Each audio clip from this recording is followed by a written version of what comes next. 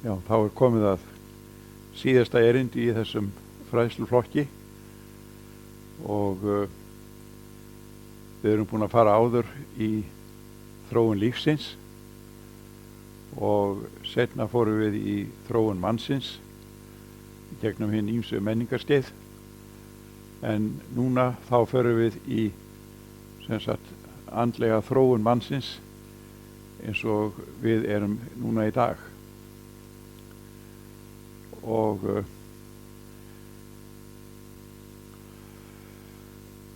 það sem við höfum verið að fara í sambandi við svokölluðu fornu visku, sem það er ekki aðeins bara safn af þekkingu, heldur hefur þessi þekking, hún hefur viss áhrif á okkur í daglegu lífi. Nú, hún setur ekki neinar strangar reglur hvernig við eigum að hegða okkur eða feta andlega leið.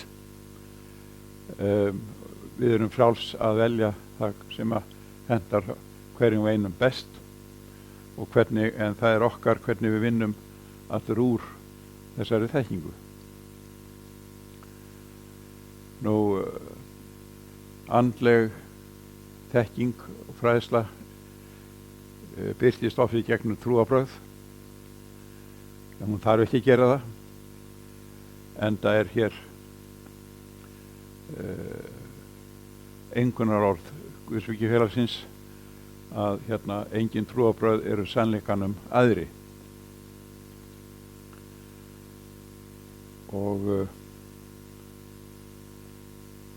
hér eru helstu trúarbrögð mannsins og þar innan þeirra er slíka visku að finna líka, en hún þarf ekki að vera innan þeirra.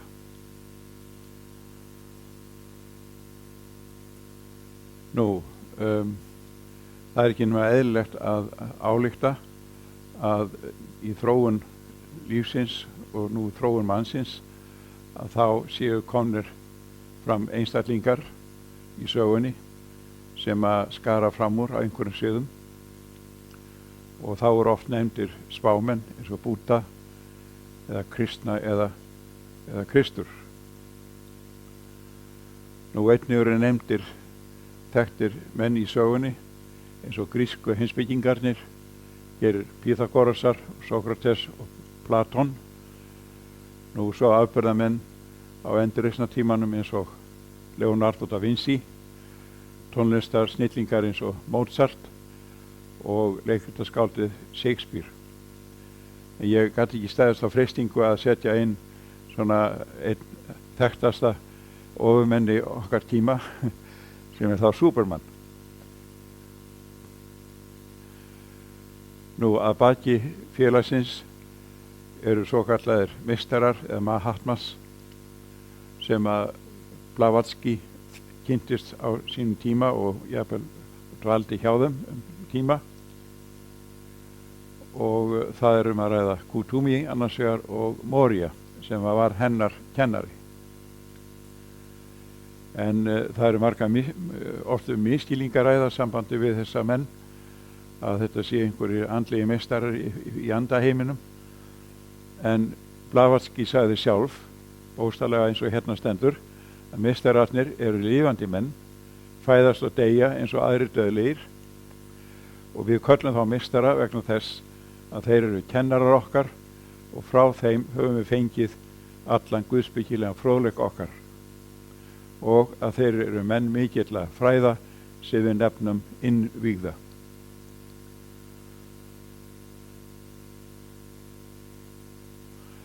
Nú, þá voru fleiri en Blavatsky og Olcott sem að kynntust þessum mönnum. Það er talið að 24 einstaklingar hafi hitt þá, og eins og sagði að Moria og Kuthumi eru taldir þeir sem að stóðu að stofnun lífsbyggifélagsins 1875.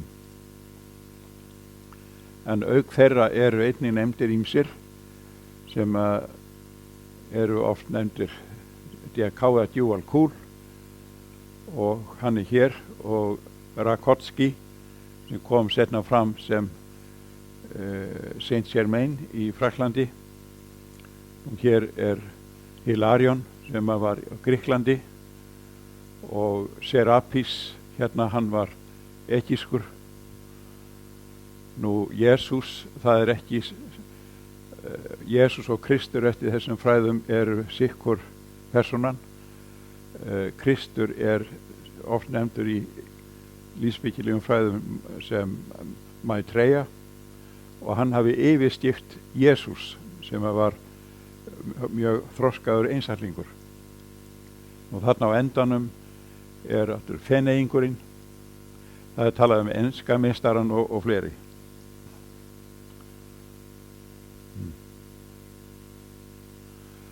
Svo sagt í þessum fræðum að þessir meistarar hafi með sér samband sín á milli sem ekki óeðlilegt ef þeir eru til og að þeir myndi svo kallað bræðralag sem kallað og stundum nefnt líka helgiráðið á ensku hierarchy.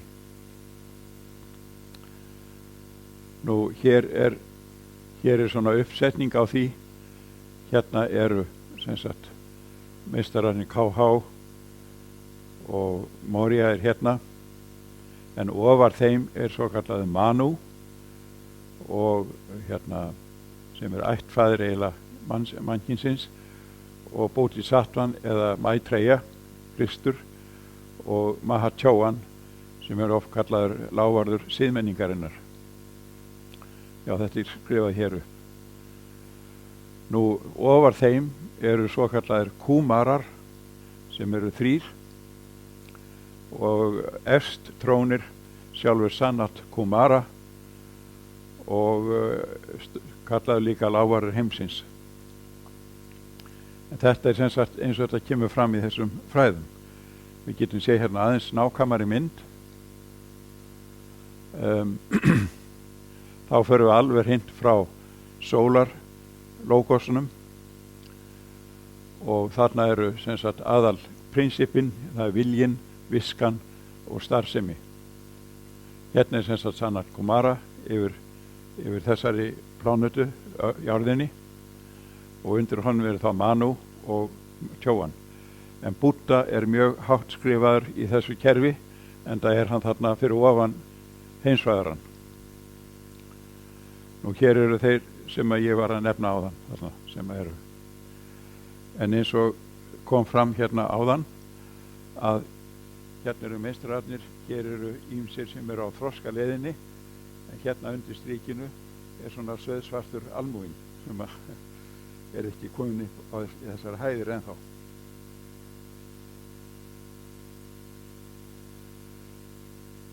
Öll eigum við tækifæri að þroskast og þessum fræðum var mikið talað vígslur. Það þýðir ekki að þessi vígsla sem fer fram í einhverju í kirkju eða musteri viðeigandi serimónium, heldur þýðir það viss áfangi hjá hverjum og einum einstaklingi þegar hann komin upp á visst þroskastig. Og í þessum vígslum talað að fyrsta vígslan fæðingin í andlega líf. Það þýðir að þegar að einstaklingurinn upplifir sjálfur, það getur verið í hugleiðingu, það getur verið bara í starfsemi á deginum, að hann það opnast í honum þess að andleg vít, hann upplifir það að vera andleg vera.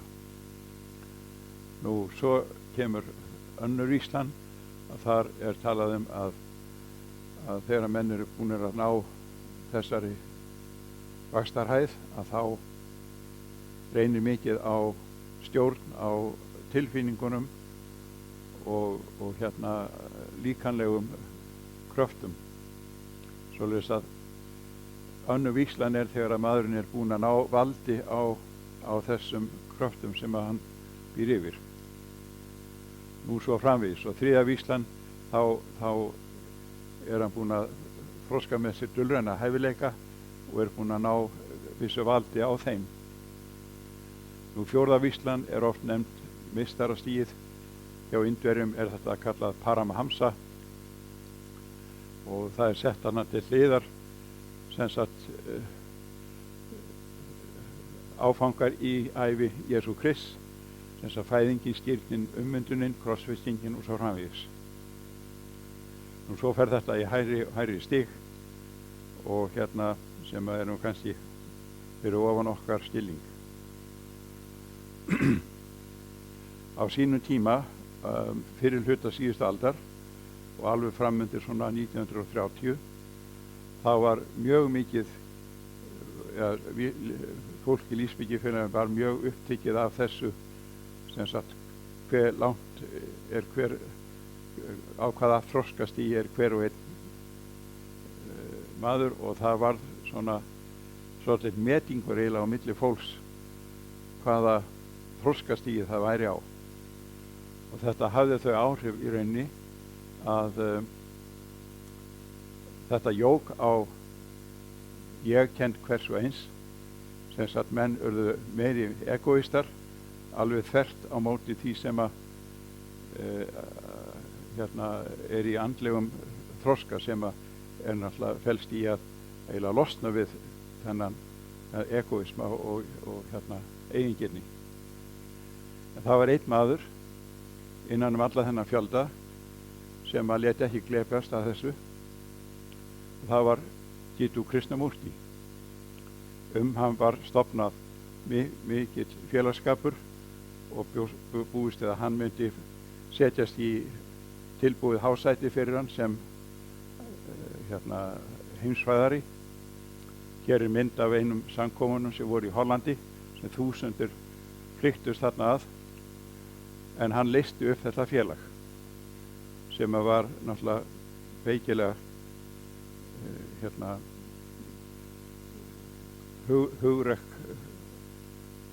mikið hugrekki sem þurfti að gera það.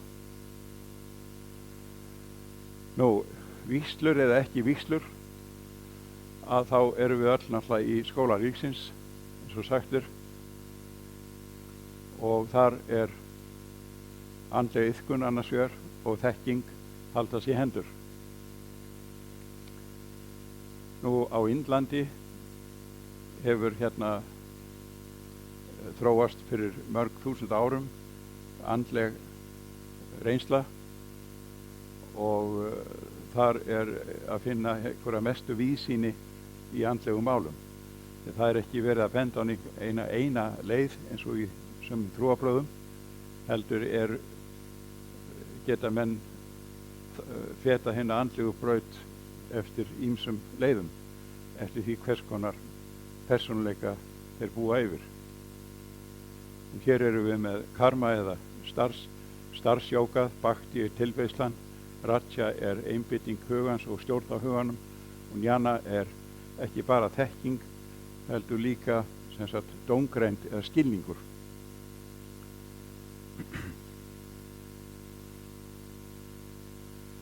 Nú, í búddasið mjög löng og merkileg hefð, þar sem að hefur þróast alveg sérstaklega merkileg þekking og iðkun í íhugun eða hugleiðingu. Og það hvort heldur, það í Mahayana eða Hinayana, oft nú orðum kallað Theravada. Mahayana þýðir bara mikla hjólið mikla og Hinayana litla hjólið. Í báðum þessum leiðum feikilega mikil og rík reynsla komin saman, og það skemmtilega að í dag þá hefur þessi hefð og þessi reynsla sem þarna hefur komið fram, hún hefur vakið athygli ýmissa sálfræðinga sem að hafa farið að kanna þetta sjálfur, iðka þessar hugleiðslu aðferðir, og þetta komið inn í notkun í samtæð við sálfræði og í sálfræði deildum spítala og hefur gert heiki mikið gagn í geðdeildum eins og ýmsu spítala í nútímanum. En ekki bara það, heldur hefur þetta haft mikið gagn fyrir bara menn almennt. Þetta nefnist yfirleitt gjörhyggli eða núvitund er að kalla líka, sem er eiginlega vakandi athygli, á ensku kallað mindfulness. Það er annars vegar sem sagt mindfulness sem er á þeirra máli vipassana, satipatthana, en svo er líka til innsæisíhugun sem kallast vipassana. Hvort ekki að þetta er mikið iðkað nú í dag. Nú í lífsviki hefðinni að þá var líka iðkun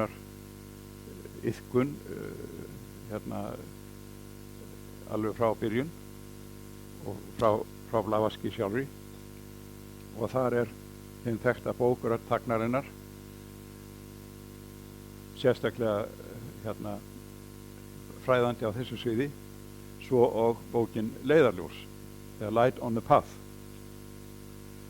Nú Blavatsky, þegar hún var í London síðustu ára ævinnar, þá starfrækti hún námshópa sem hún var að kenna fræða fólk, og sérstaklega þá í bók sinni miklu Siggi Doktrin, eða henni huldukenningu, og þar er haft eftir þeim sem voru í þessum hópi að hún hafi sagt að jógaleiðin fyrir flesta á Vesturlöndum sé jnana jóga. Það taldi hún vera hina eðlilegu leið fyrir nútíma mannin í Vesturlöndum. En auðvitað verður hver og einn að ákveða hvað honum er eðligast. Nú það sem er merkilegt sem að bandarískur heimspekiprófessor hefur bent á, að það er sláandi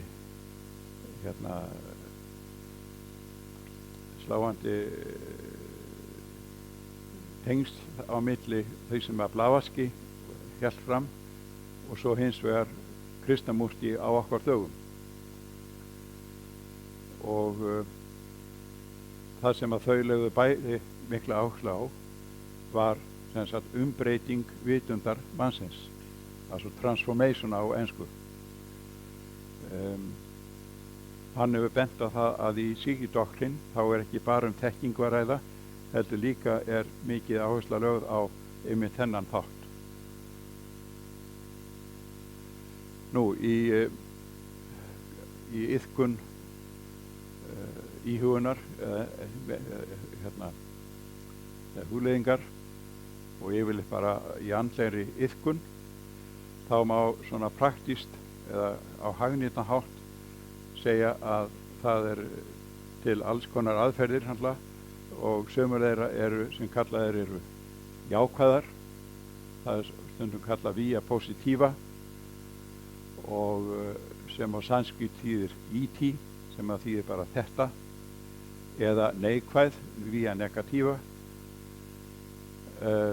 Neti þýðir bara hreinlega ekki þetta. Það er náttúrulega samstafna við íslensku, ekki, tí, þetta.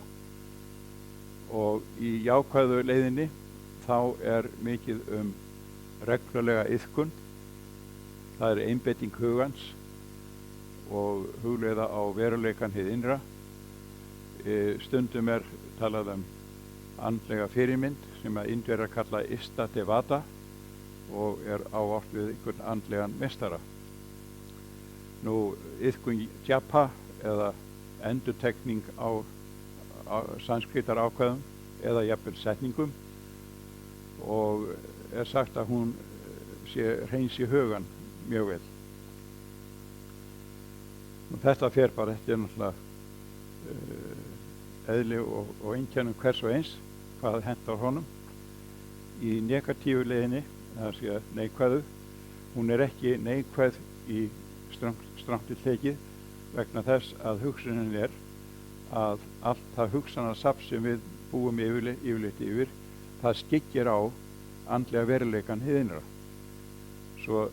Sú leið, eftir ýmsu leiðum þá er verið að reyna að koma sér gegnum allt þetta hugsanaferli, eða jafnvel að láta það smám saman hverfa. Þannig að veruleikin inni hið innra birtist. Og þarna myndi flokkast náttúrulega þessar búddísku hugleiðingar eins og bæði Vipassana og Satipatthana, að það er vakandi athygli, og náttúrulega Krishnamúrti er þarna í þessum flokki. Og mjög náskylt því eru líka fræðsla hins fræga andlega meistara á Suður-Indlandi á sínum tíma, Sri Ramana Maharshi, sem að hann var þekktur fyrir að kenna að menn ætti að spyrja sjálfan sig hver er ég, sem má segja á ýmsan hátt. Það má segja hver er ég eða hver er ég, eða eins og Sigvaldi Hjálmarsson vildi leggja áherslu á hver er ég.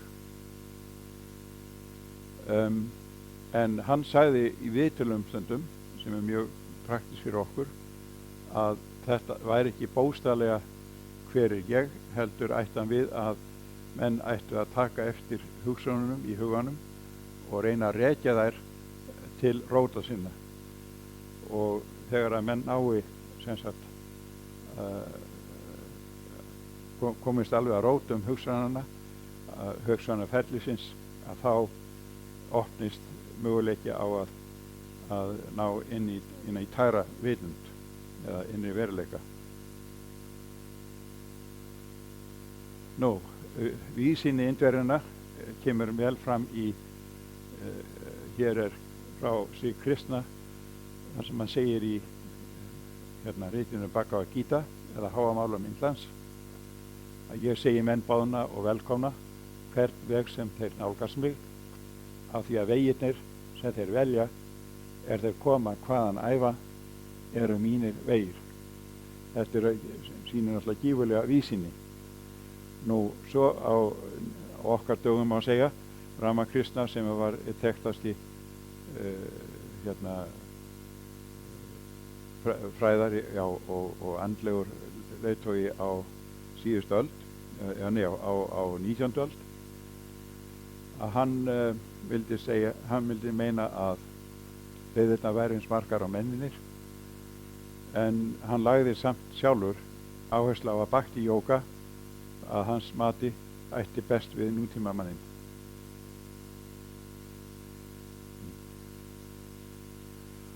Hér kemur lærisveit Ramakrishna, Swami Vivekananda. Hann var mjög vísinn og var eiginlega sjálfur meira jnana-jógi, en hann líka benti á viss tengsl á milli jnana-jóga og bhakti-jóga. Það hefur verið stundum sagt að Ramakrishna var bhakti-jógi hið ytra en jnana-jógi hið innra, en Vivekananda öfugt, hann hafi verið jnana-jógi hið ytra en bhakti-jógi hið innra. En hvað sem þetta má segja, að fyrir okkur að þá er fræðslan frá honum er mjög góð og hagnýt. Hann lagði áherslu á að það væri ekki hægt að einangra sig við algjörlega eina leið. Það væri yfirleitt menn væri mest á einni leið og getur tekið aftur fleiri með og tengja saman fleiri leiðir. Eins og þessi frægu orð hans að gera þetta með starfi að tilbeiðslu, sálrænni stjórn, heimspekilegri ígrundun. Hér við sjáum náttúrulega jógaleiðirnar með einni, fleiri eða öllum þessu leiðum, og vertu frjáls. Það er mjög sterkt. Hann lagði alltaf áherslu á það.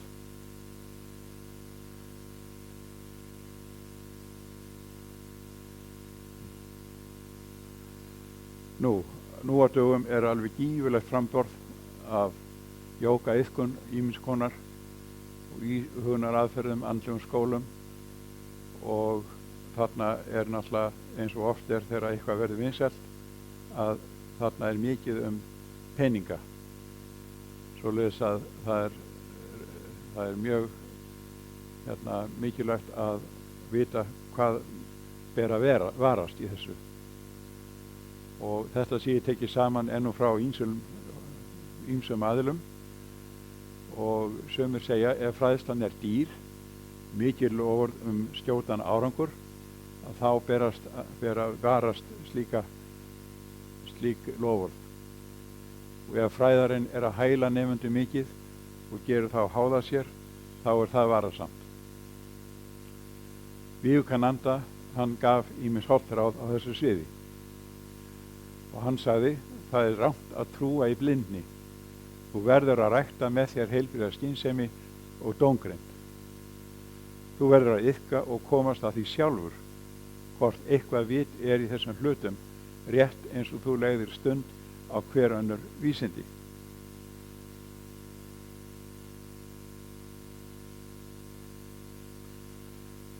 Hann sagði líka að markmið hverrar sálar er frelsi, svo áður sagði, stjórn, frelsi undan þrældómi, efnis og hugsunar, og stjórn á ytri og innri náttúru. Þess vegna, segir hann, skaltu vera varkár og vara þig á hverjum sem ætlar að ná valdi yfir þér. Hver sá sem biður aðra trúa í blindni, nær smám saman valdi á fólki og beygir það undir vilja sinn, gerir mannkyni mikið ógagn. Hann hefur örugglega haft reynslu fyrir því að það var ástæða að setja þetta fram. Beitið því frjálsri hugsun ykkar, náið sjálfstjórn á huga og líkama. Og vertu vakandi fyrir öllu sem tekur af þér frelsið þitt. Hér er í lokin nokkrar ábendingar. Það er að öðlast, spurningin er af hverju erum við að vinna með andlegri lífgun, og hérna er nefnt að það sé mikilvægast að öðlast skilning á sjálfum sér og að ná sameiningu við sinn æðri veruleika. Þetta er eiginlega kjarninn. Það þýðir leið að leysa upp ég-ferlið. Í rödd þagnarinnar er þessi merkilega setning að fyrsta skrefið er það að lifa til heilla fyrir mannkynið. Þetta er svokölluð bodhisattva kenning. Sem sagt, menn eru ekki að feta andlega leið fyrir sjálfan sig. Það gerir það náttúrulega sjálfkrafa þetta, en það er fyrst og fremst til heilla fyrir aðra. Svo er líka margir bent á að vera ekki að eyða tíma í það að eltast við gúrúa, því að raunverulegi gúrúin býr hið innra. Það eru margir merkilegustu fræðarar sem hafa bent á þetta, og það er engin vafi á því. Í lokin, að vanmeta ekki daglegt líf sem besta andlega skólan. Og þetta að það er ekkert líf nema í samskiptum við aðra. Það er nefnilega í ýmsum jógaleiðum, þá er viss hætta á menn fara að einangra sig og loka sig út frá öðrum. Það er nú ekki meiningin í þessum andlegum skólum. Það er frekar að eiga góð samskipti við aðra, og menn sjá sjálfan sig oft hvernig í samskipti við aðra. Hér er komið að lokum þessa erindis og þessa erindaflokks. Ég langar aðeins að segja í lokin að hugmyndin með þessum erindum var að fræða að gefa vissa fræðslu á þessari svokölluðu fornu visku, stundum kölluð perennial philosophy, eða lífsbyggilegum kenningum. Lífsbyggilegar kenningar eru í rauninni samsafn af hinni ýmsu fræðslu og þekkingu sem kemur frá fornum menningarstefnum og hafa verið eiginlega klassískar og sígildar í gegnum aldirnar. Hérna hefur verið stiklað á stóru farið í hina ýmsu helstu þætti, en hver og einn getur náttúrulega svo skoðað miklu betur sjálfur. Við höfum bókasafn þar sem er mikið af fróðleik, en það er annað sem ég myndi nefna að sumir hafa bent á að, og það ég til ástæðu til þess að hafa slíka hugsanir, að ef menn fara að rýna svona mikið í svona kenningar og andlega hluti, að þá geti menn var að tapa sér í einhvers konar andlegu feni og mista áttir eiginlega og einangra sig frá öðrum og ekki verið og sé ekki lifandi hér og nú.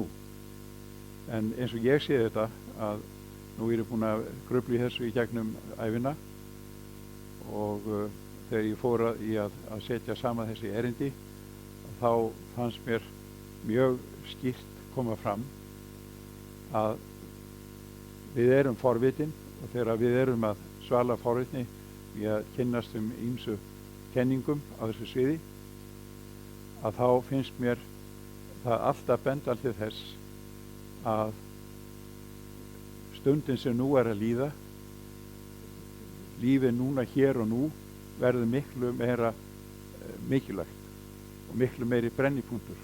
Þess að með svona fræðum þá gerir það iðkun, andlega iðkun og hið raunverulega andlega líf í daglegu lífi miklu meira mikilvægt. Já, þá held ég að þessu sé lokið. Takk fyrir.